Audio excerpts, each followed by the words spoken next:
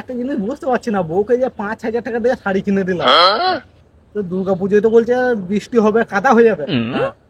মানে বউ বৃষ্টিতে বেরোবে কি করে? মানে কি করে বেরোবে?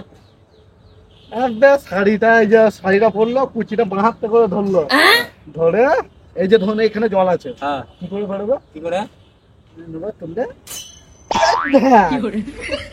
এমনিতে যাবে, আবার জল। এবার আমারটা বলি, শোন এদিকে। এবারে তুই বলতে শাড়ি কিনেছে 5,000 টাকা দিয়ে, আমার বউ 10,000 টাকা দিয়ে মারা এ কিনেছে, টপ কিনেছে আর জিন্সের প্যান্ট কিনেছে। তা আমার বউ কি করে যাবে জানিস? কি করে? দেখ এখানটা জল পড়ে আছে, এটা এমন করে যাবে।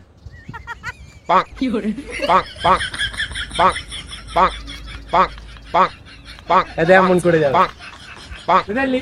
এই এমন করে তাহলে তোদের বউ করে তো অনেক খাপা জুতা। কেন ভাই? আমার বউকে কি কিনে দিয়ে জানিস? কি কিনে দিয়েছিস? আমার বউকে লেহেঙ্গা কিনে দিয়েছি, তাই? জল কাদা হলেও ওরা এরকম করে যাবে।